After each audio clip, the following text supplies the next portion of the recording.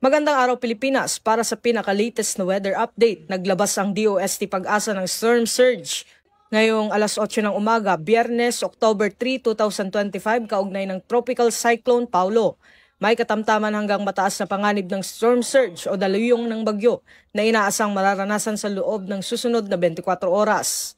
Tinatayang aabot sa 2.1 hanggang 3 metro ang posibleng taas ng storm surge sa mga lalawigan ng Aurora, Cagayan, Ilocos Norte at Isabela. Samantala, inaasahan namang 1 hanggang 2 metro ng storm surge sa mga bahagi ng Aurora, Ilocos Norte, Ilocos Sur, La Union, Pangasinan, Quezon at Zambales.